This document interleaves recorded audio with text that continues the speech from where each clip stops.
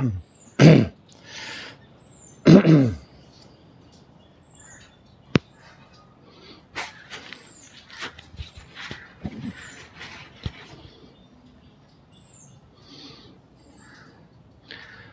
and welcome once again.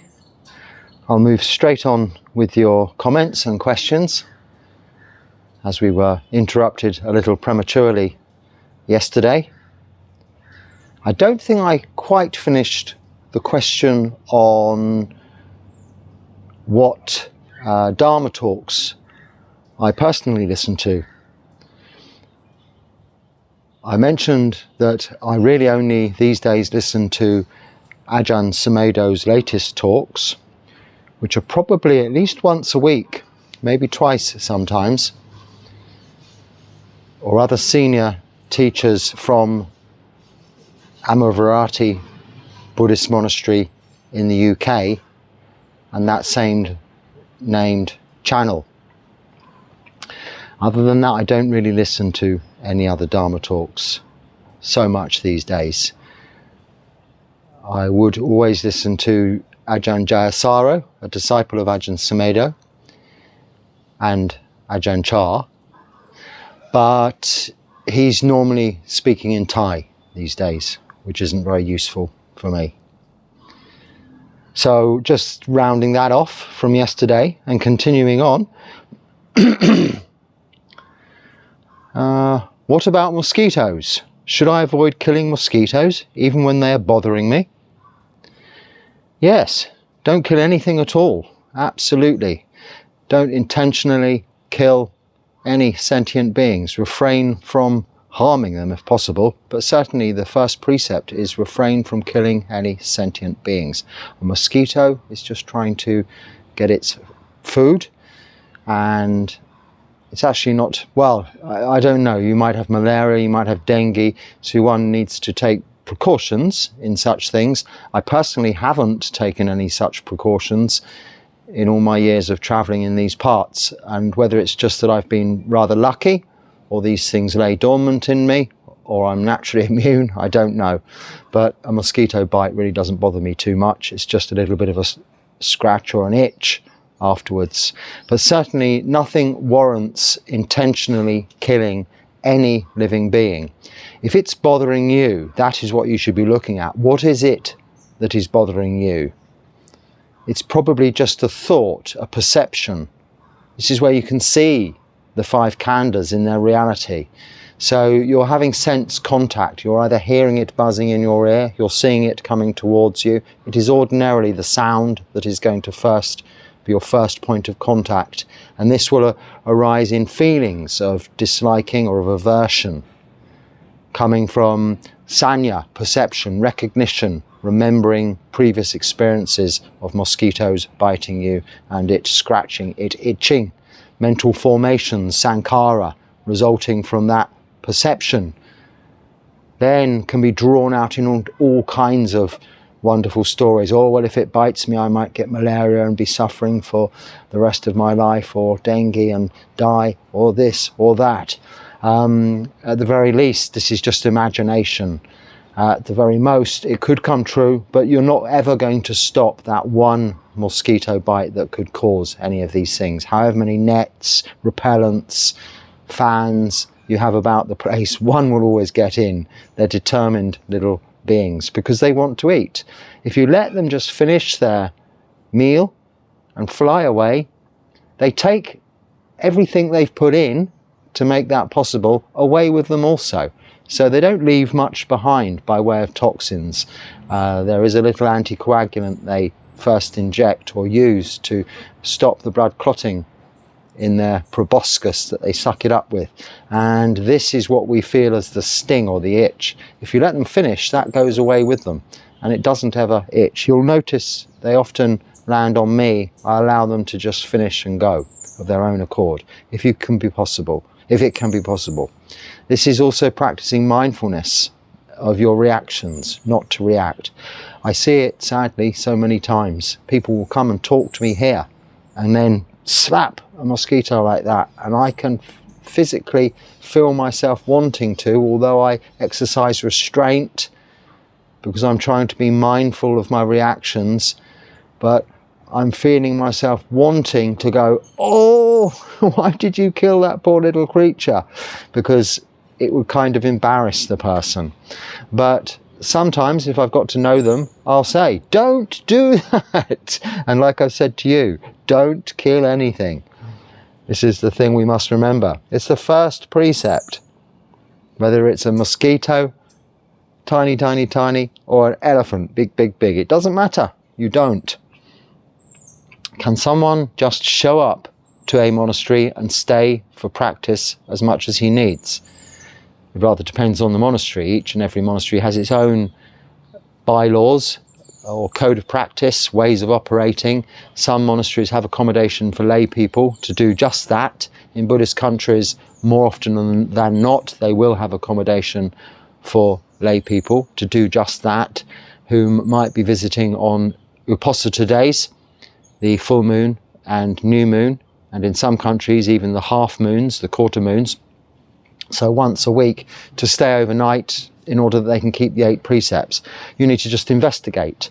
Then usually the rule of thumb is that they'll allow you to stay for about 3 days, so a long weekend, 3 nights, and then you should leave. And when you then next wish to go, you might want to call ahead, write ahead, whatever's practical, or visit and ask the question, may I stay longer this time? They might let you stay for up to a week, and then progressively increasing the time you stay. Rather than saying, hey, here I am, I'm going to stay for as long as I like. That's normally not that acceptable from both perspectives. You might not like it, so don't make a commitment you can't adhere to. There are routines, duties in the monastery that have to be allocated and maintained in order for it to run smoothly. So if you become part of the work rota, if you're staying for a little while and then you disappear, those jobs, those tasks need to be reallocated by, if there's a work monk there in charge of that sort of thing, and all of this can cause unnecessary disruption. So there's a certain amount of planning involved there. But also, you may not get on with the monks may not get on with you. So it gives you both an opportunity to break. Try it out for a few days, then try it out for a bit longer, then a bit longer. Eventually, and that's how I had to start, eventually you might stay for up to 3 months, 4 months, 6 months, a year. You might ordain, you might go through that process. So you start with visiting and asking the question of your nearest Sangha in their monastery what they will find acceptable for you to do. Be prepared to put in effort. It's not just going there and using it as a base, a hotel where you meditate. There are such places, I think, around you can pay for. I don't know of any myself. But monasteries are training grounds. I think I spoke about this in detail recently, so I won't go over it again. But they're training grounds for monks. If you're a lady, for nuns. They're never combined, but these training environments are there for that purpose. They're not there to accommodate lay people's needs. They are to assist you in your practice, allowing you a good environment to practice meditation in exchange for you, not so much in exchange, but you would want to, by way of what you can offer them, is your time, your service in helping out with some of the tasks that as lay people you can do, that monks cannot. So for instance, I can't do any gardening, so I can't do much to these plants. I can water them, but I don't, because all of those needs are taken care of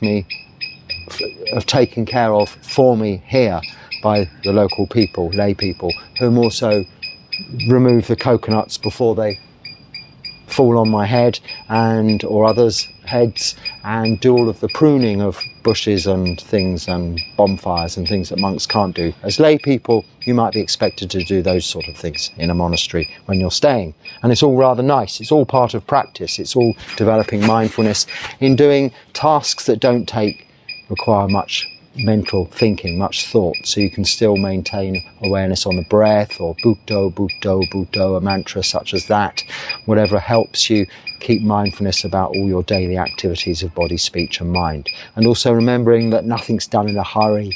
Just take your time and do things as you're instructed to do. Do not try and be innovative. it's innovated. The way things work in a monastery has innovated itself in the time of the Buddha, and then remained the same for 2,600 years nearly. And when you try and change that because you think is a better way of doing it, a quicker way of doing it, a faster way, a more efficient way, then it never goes down too well. That might be so, but there actually is a very sound basis and reason behind the way things are done in monasteries the way they are.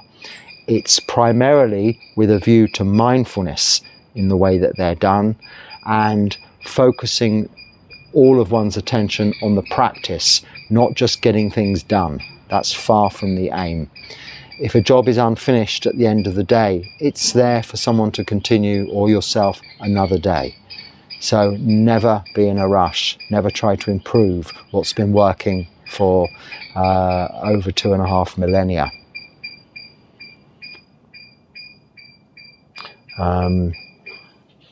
What are your and Theravada monks' views on Mahayana Buddhism and Tibetan Buddhism? Are their ways of practice of Buddhism is correct? Are their ways of practice of Buddhism is correct or not? There's nothing correct or incorrect, so to speak, but there is the Noble Eightfold Path, which is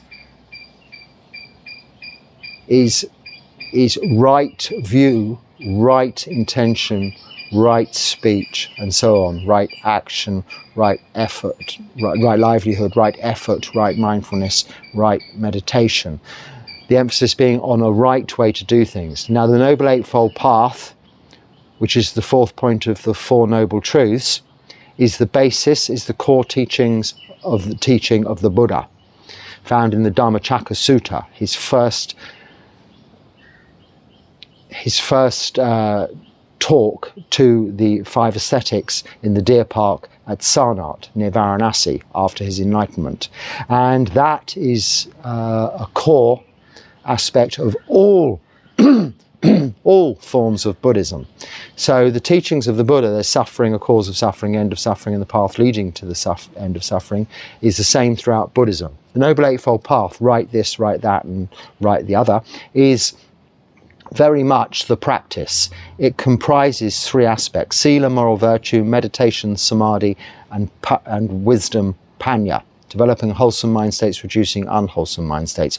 All of that, if in whatever Mahayana or Tibetan practice that is going on, if that is all included, then that is the path towards enlightenment the Buddha taught. As far as what are your and Theravada monks' views, I have no views on those practices, as I am not practicing them. I did investigate those other traditions for my own benefit before choosing Theravada Buddhism. I found the simplest way of practicing in the way the Buddha taught us both to live as monks and how to practice as practitioners could be found in the Pali Canon, on which the Theravada tradition, it means way of the elders, is founded, and that all other traditions that I investigated didn't take anything away from that, but only added to that. Added to it what I would refer to as optional extras, cultural influences and other parts of traditions that came geographically with the regions from which they came from, and had been picked up and integrated into the practice as other devotional practices that personally didn't appeal to me, or I personally, for my own benefit of practice, didn't find necessary.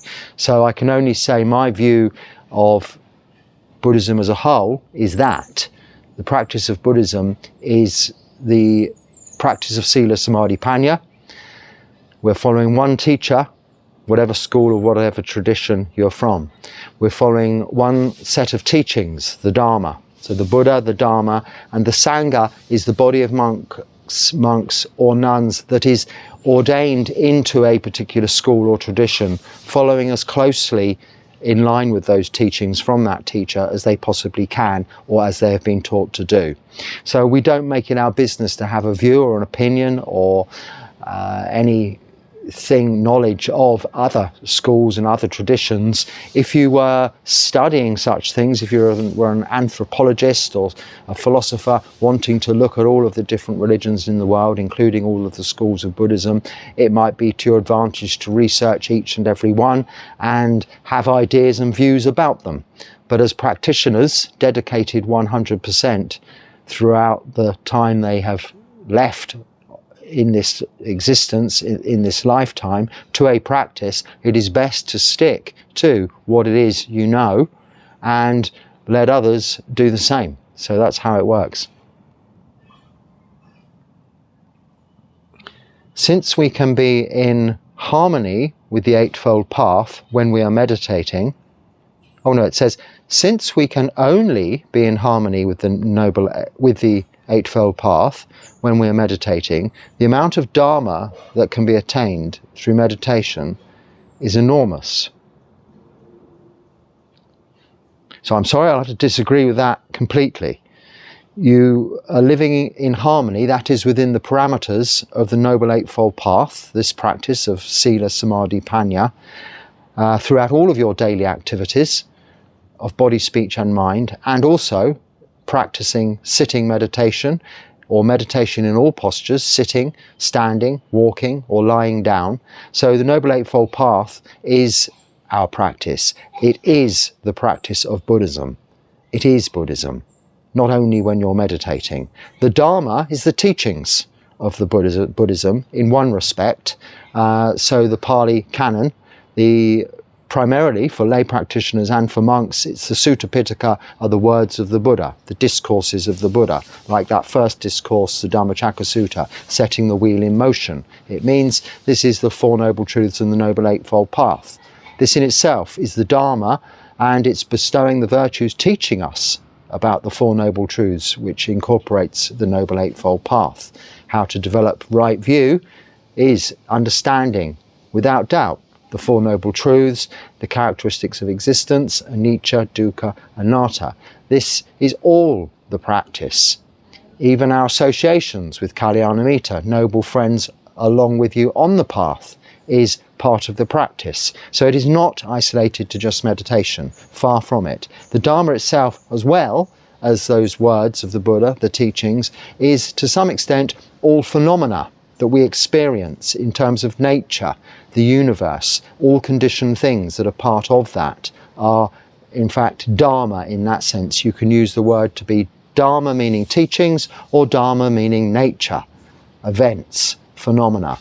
So in the truest sense of the word, the Dharma is also experienced everywhere.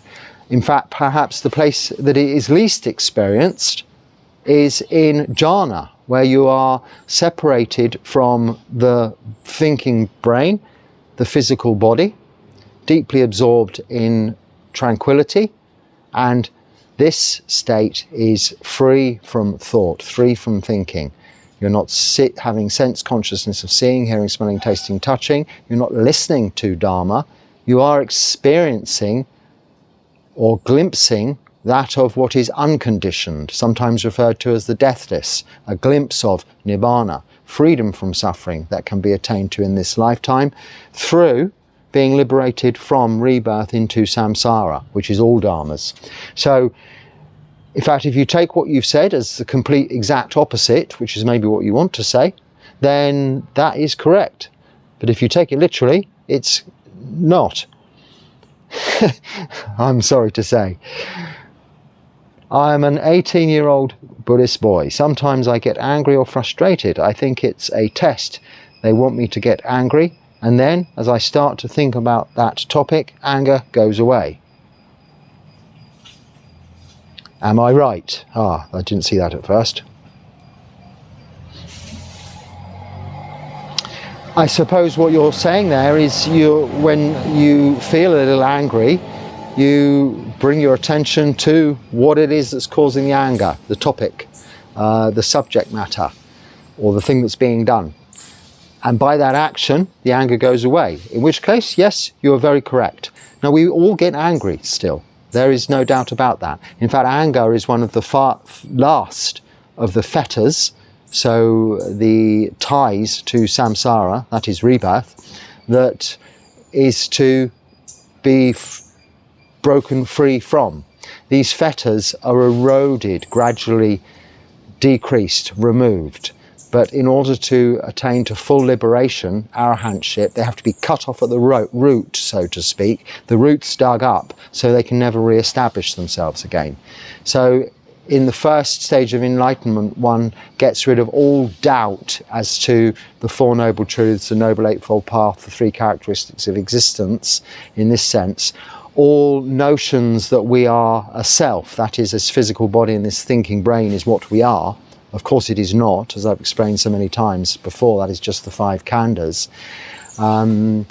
And any belief that rites and rituals, pujas for instance, chanting, lighting candles, incense, offering flowers, gets us anything by way of good fortune, luck or good rebirths, rather than it being a mindful practice or a beneficial activity to focus the attention on goodness, and that alone. It isn't a lucky charm, it isn't something to get something back from. These are called rites and rituals. So in the first stage of enlightenment, we abandon personality view, doubt, and rites and rituals. Those fetters are cut off and dug up by the roots, so as they cannot be re-established. Then you are on that you're on that firm footing that cannot be taken away of sotapanna, stream entry. This is the first stage of enlightenment. Then Sakadagami and Anagami, the second and third stages of enlightenment, gradually reduce the fetters of liking and wanting, and disliking or aversion, not wanting. So sensual desire and hatred, in fact. So in essence, tackling those root delusions, greed, hatred, delusion, root defilements, I meant to say, greed, hatred, delusion, lobha, dosa, moha. Tackling lobha, dosa, so greed and hatred. This is being eroded through the second and third stages of enlightenment until they're no longer present. They are too dug up, cut off at the root. But what remains from those are the seedlings of hatred and the seedlings of liking or wanting to become in the final stage of enlightenment that have to be finally abandoned, fully cut off and dug up at the roots. And those are conceit. That is not in that you are a personality, but you are comparing what you are by whether it's your practice or the qualities you developed in that practice with others, either for better or for worse, comparing yourself to others as being a better practitioner or a worse practitioner or equal to them, or in any other respect that is an opinion of yours, a judgment of yours, that we call conceit. So conceit in Buddhism has three ways of looking at it. It's not just conceit, oh, I'm better than you. It is conceit, I'm not as good as you, or conceit, I am equal to you. Conceit is by any way comparing you as becoming anything. Ahankara, mamankara, me making, my making. This is not necessarily part of Sakkaya Ditthi, personality view, but there is still that conceit there that the arahant has to abandon, dig up by the root and cut off. Now, also there is present anger.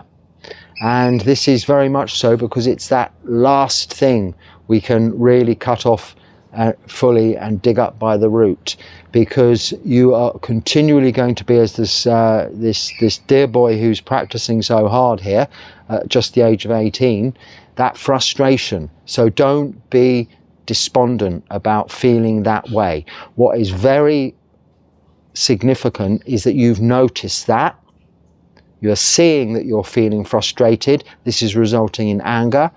You are realizing that by identifying its cause, seeing it for what it is clearly, the true meaning of vipassana, identifying that, you're able to just allow a little time and space between the emotion and your reaction for the anger to go away and settle. So in that sense, you're doing extremely well. And at the age of 18, that is even more important because you have such a good and sound basis for practice for the rest of your life, which I encourage you in, and hope you continue to progress as well as you have so far. Oh, what have I done? Something.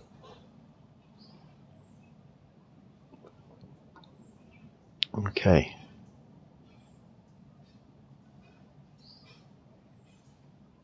Right, I think I've got the next question. Do you think Trump is a good person to follow for Buddhists? I don't think any Buddhists need to follow anyone else other than the teachings of the Buddha, and any members of the Sangha in the lineage of the Buddha's disciples that are available to offer teachings in the present is enough.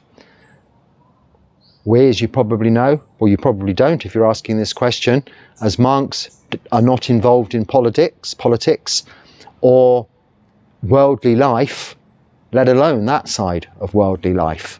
And in that sense, I wouldn't comment, and don't know the individual.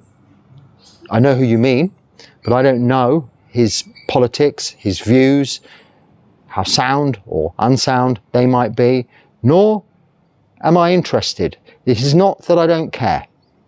If you're a member of a society and take part in that society, you have the opportunity, if it's a democratic society, to cast your votes, have your opinions, have discussions with your local members of parliament or whatever they might be called in your area.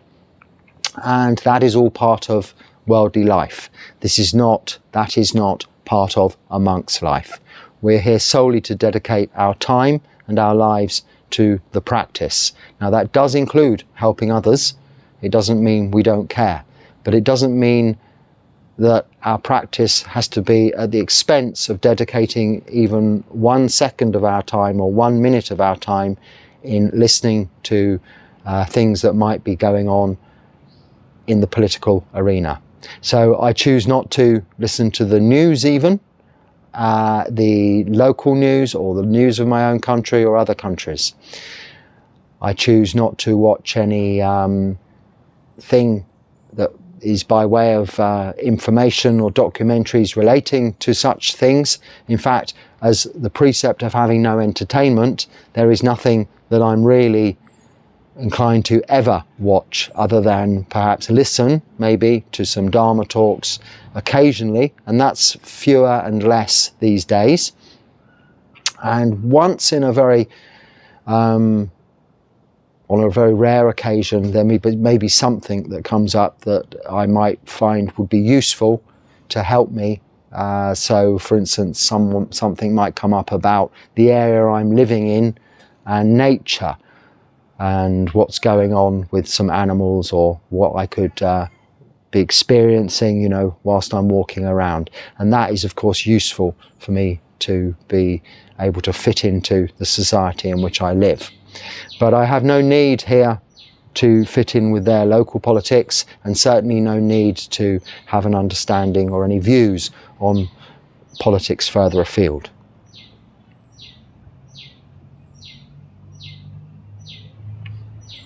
And Buddhists are those that are practicing Sila, Samadhi and Panya, as I've just already said.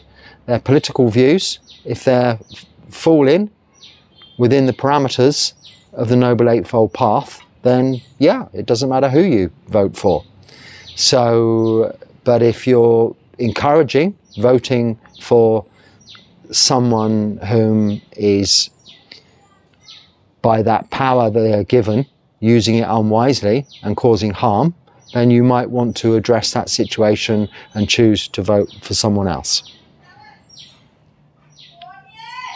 Could you please explain how one can put the knowledge of Buddhism into practice in a way that leads to wisdom, nibbana? Where should one start? So start with subscribing to this channel and listening to these talks as often as I can do them, which is about 3 a week. And each day there is some live chanting at 6 a.m. That isn't that necessary, but it might help you if it adds to some practice to a routine, some of the devotional practices to a routine, and give you a time starter for your meditation in the morning, or indeed in the evening. You can watch them at any time, not just live, this Indian Standard Time, which is probably not convenient for you. So watch these talks. I'm talking usually about people's comments and questions that are coming from people living in worldly life and practicing Buddhism, and their experience of practicing Buddhism and what obstacles, resistance, difficulties they come up against. So most of the questions you can think of have either been answered in previous talks, videos, which you can go back to, or just keep listening from here on after, and they will be coming up time and time again. Now, the practice is keeping the 5 precepts. So you start by taking refuge, not a formal thing, doesn't have to be, it can be, but just in your mind say, look, I'm going to take refuge in a teacher, we're saying the Buddha, and I'm going to look into his teachings, the Dharma, and I'm going to follow the Sangha, these monks whom are practicing 100% of the time the way the Buddha taught them to do so, and follow their teachings or their explanation of the Buddha's teachings to apply it to my own life. And you're going to take precepts, again, not formally, but make a determination not to kill, steal, you're going to refrain from killing, stealing, sexual misconduct, lying, or taking of intoxicants. Just 5. You can Google them, 5 precepts. Google 4 Noble Truths. Google Noble Eightfold Path.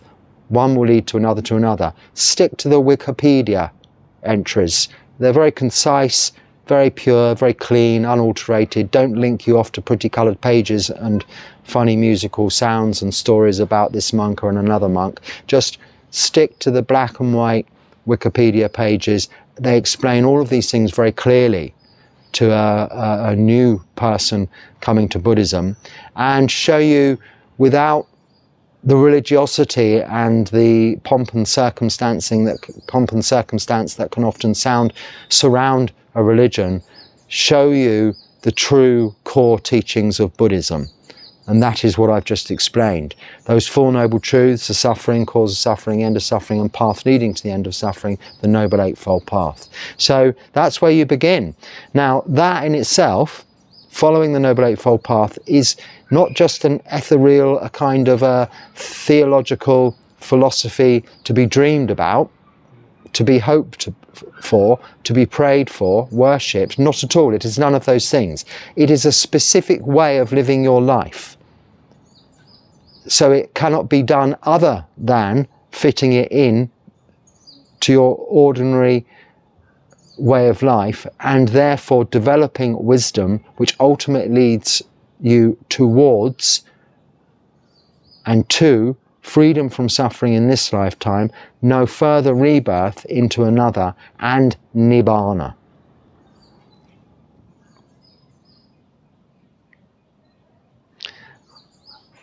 If everything is anicca, impermanent, then dukkha, suffering, is also anicca, impermanent. Then why one should work for nirvana? So nibbana, we say in the Pali language. Nirvana is in the Sanskrit language. Although I'm coming to know that they always say nirvana here in Sri Lanka, because just starting to try and learn a few Sinhalese words, I've established that they're made up of a combination of Pali, Sanskrit, and English.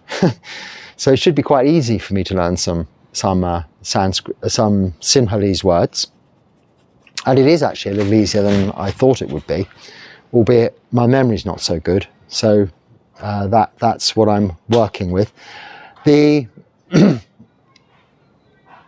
It's neither here nor there, but why should, if dukkha, suffering, is impermanent, why should we strive towards nibbana?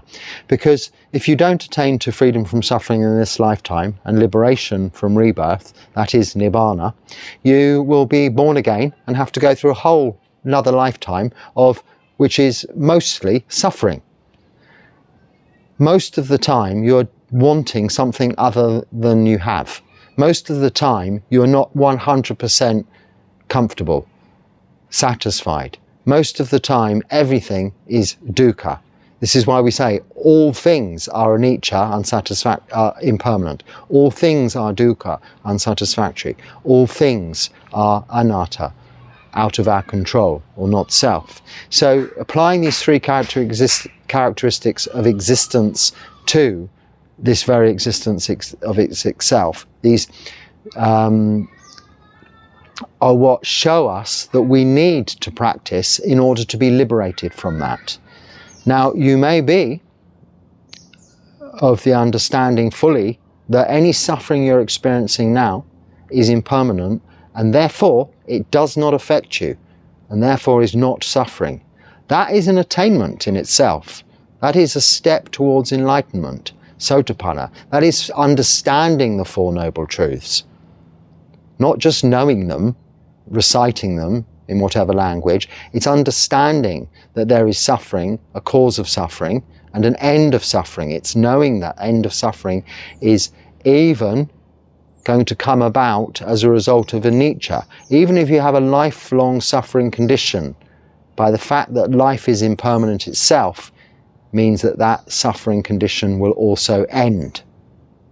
But there will be rebirth until you're fully liberated from those fetters I've just spoken of.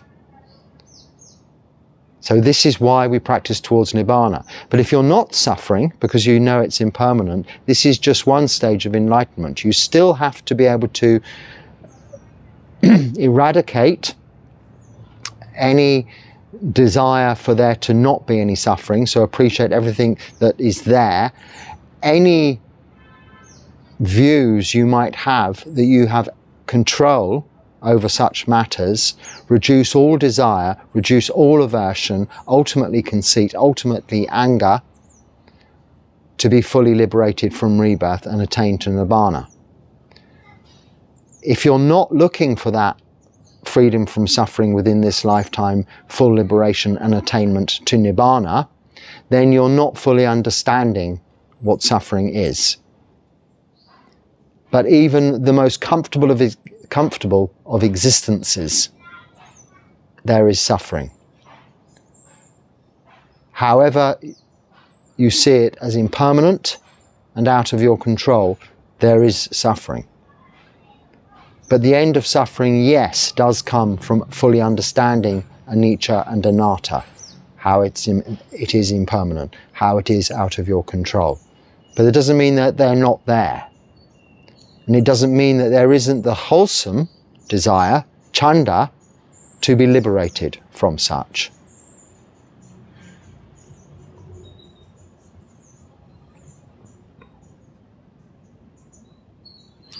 So, I used to do lots of 10-day retreats in Vipassana as a younger lad. But in the end, I felt like I was locked into my body, endlessly body scanning. It felt like me versus the universe. I realized this was delusion. In reality, there is only the universe living itself out. Currently, I do zazen, just sitting, gazing lightly at a wall, aware of reality unfolding. How to be aware of sensation without it taking over or getting locked into it.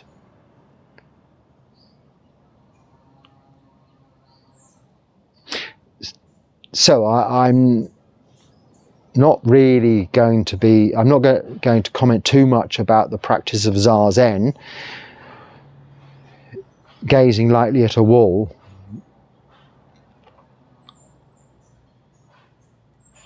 Aware of reality unfolding. So I'm not so sure whether just sitting, gazing lightly at the wall, you're aware of reality unfolding, but you might attain to some very pleasant states of absorption and meditation, which is part of the practice.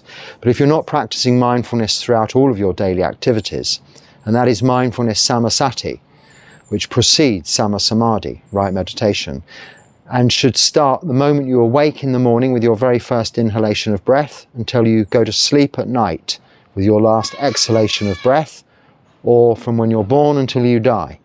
If you can practice mindfulness at every moment, then you will be thoroughly seeing the reality unfolding. But shut away looking, gazing at a wall, you're only seeing phenomena, thinking, mental thinking and emotions arising in your mind, and physical feelings. You're seeing really what can arise out of sense consciousness, the five khandhas. You're not putting the Buddha's teachings, the practice, into practice, so to speak, using it in life as reality is unfolding before you, in all of what you're doing, all of your actions of body, speech and mind. How others behave around you, how you behave in front of them, what you're doing, what your intentions are. Seeing your views clearly. This is a holistic practice. If you treat your practice as dedicated just towards meditation, sitting in the formal sitting posture, whether it's with eyes open, eyes closed, with meditation object of breath, or a word, a sound, a sight, it's neither here nor there. Whatever helps you develop absorption, single-pointed focus on one meditation object during that period that's best for you and has beneficial effects is what you should practice. But then when you finish, it continues with mindfulness throughout everything else you do thereafter. Then you're really able to see sensations, both physical feelings, mental emotions, all you feel, all you think about, whatever ideas you have, as just that. You can see all those things as anicca, impermanent, as dukkha, suffering, and as anatta, not self or not within your powers of control. With this knowledge, with this wisdom being developed, both in sitting meditation, but mainly through mindfulness of all your daily activities, from awakening until going to sleep at night, you develop that wisdom, that knowledge, that clear seeing, that understanding. And that's how you don't get locked into it or get judgmental, partial, attracted to some things, pushed away from others. See everything for what it is, the reality. A cockroach is just as cute as a fluffy little kitten. A snake has as much right to be in this location as a handsome, cheerful, friendly dog.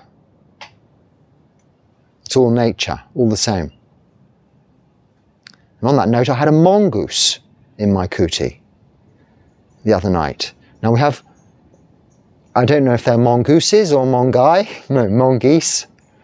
Anyway, the plural of mongooses. We have many mongooses. They normally walk along the wall behind me there. Behind that wall there's a building. Well, it's mainly empty buildings around here, but another building. And they mainly walk back and forth there, occasionally come this way. But it came into my kuti the other night. I don't keep any food in the kuti. We don't need to. We're not allowed to store food overnight.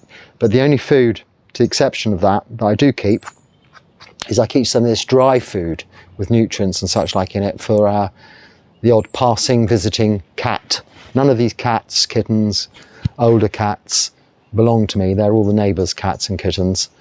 And I just can't help it. It's my weakness. I give them a little bit of food. So I keep a bag of that, which I tightly wrap up with rubber bands.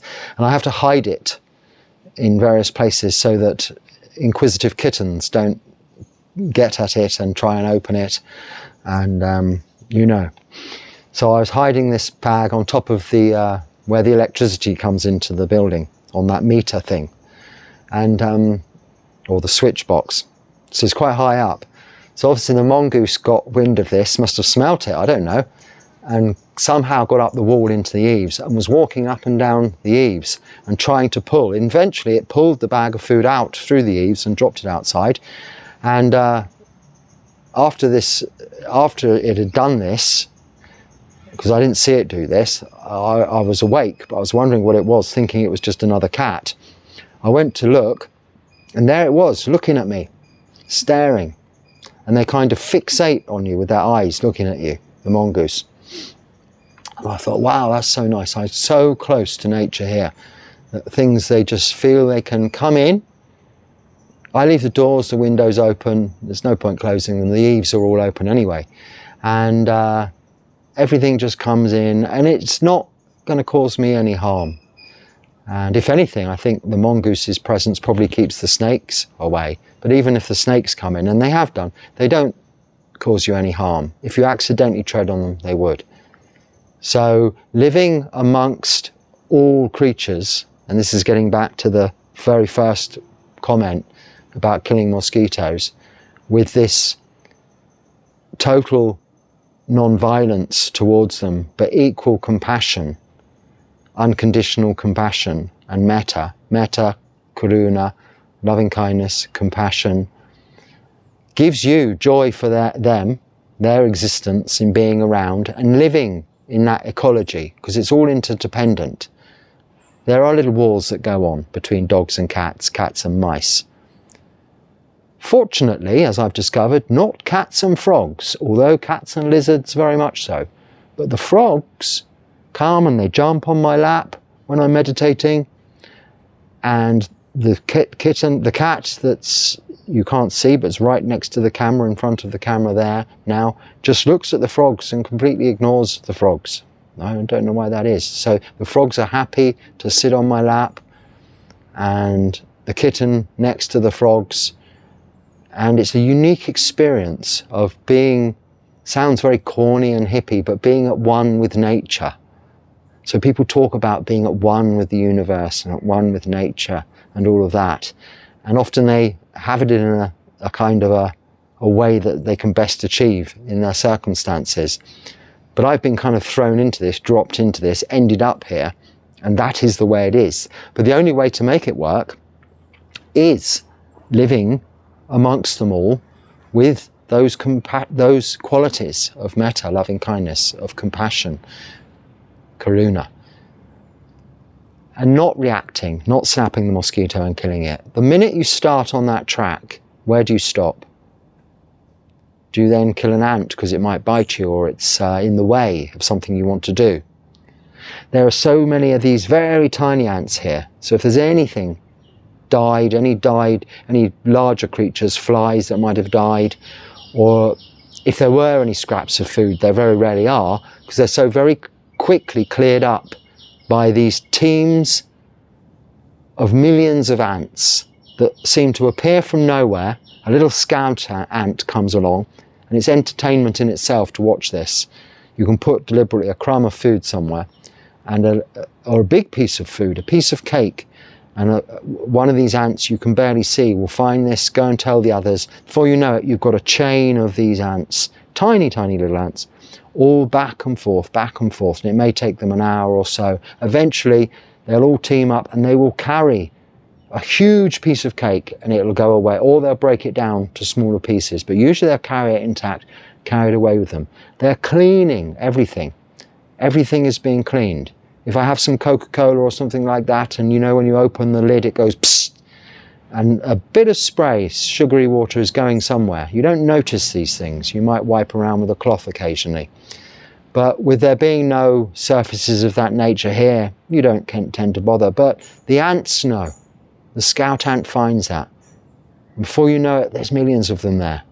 But what are they doing? You don't clean them away. You leave them. At first, a bit freaky, you know, as I don't like all those ants all there. But they're doing good. They're cleaning it all. And they take away any traces of sugar or anything that could get sticky, or what we call dirty. You see, dirt in itself isn't dirty, is it? It's clean. We make dirt in our cities, in our towns. And we spend all our days and nights scrubbing and cleaning. Well, in nature, living in dirt, as I am, washing these robes just once a week in water and maybe once a month with something, or twice a month with something a little bit stronger, some sort of detergent, or these leaves, you can use these coffee leaves on this coffee tree behind me, something like that, is enough. That being at one with nature is enough. And I'm not dirty. Well, maybe I am, but I don't smell. I don't think I offend people. Even if I was to go and sit on a train in a city, and I've been to the Colombo city, to the hospital for appointments there for my eyes, and I've been to other places like the dentist, and they haven't all said, oh, here comes that. Well, they might have. My Sinhalese isn't good enough yet. They might have said, oh, here comes that smelly old monk tramp who lives in the woods there. But you know, I think you know, don't you, if you're dirty. You wash yourself with water every day. And the things you adapt also to be kind to nature. I've changed soap to a soap that is it's quite, both the detergent I use for washing robes and the soap I use for washing myself are of a slightly antiseptic nature, but primarily not for that reason, because all of the others that were offered to me have some kind of nice smell about them, whether it's flowers or honey or ginger or something like that. And what was happening with the soap of that nature is you'd go in the washroom in the morning, it's gone. Well, of course, the mongooses, they love this. They love the honey and ginger soap. It's gone because they eat it. I mean, I don't think it's good for them, so it's best not to have it. Whereas they don't touch the blue coloured antiseptic soap. So you learn to adapt, you learn to live, to have little or no footprint, if at all possible, in the environment you're in. And you too can do that. Whether you're staying in a monastery, have these thoughts in mind, which is why I was saying don't try to change things to make things more efficient when you're staying in a monastery. Keep them as they are. They may seem weird, old-fashioned and slow, but they're that way for a reason. We don't clean the cobwebs from the ceiling because the cobwebs are there for a reason. They're naturally keeping the level of mosquitoes to a bearable level to some extent without you killing them. But they're part of the ecological system you don't need to interfere with, nor do you have to feel guilty about. It's not your intention for any mosquitoes to die as a result of those cobwebs. But it does reduce the flies and the mosquitoes down to a bearable level by having great big spiders crawling around in the eaves at night, and sometimes on you at night. But they are harmless, well, as far as I know. I've not suffered any bites or anything like that so far.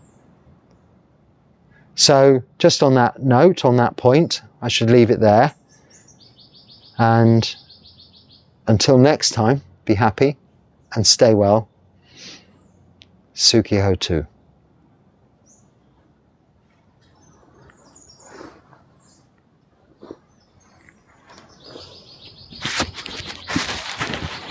See, mindfulness.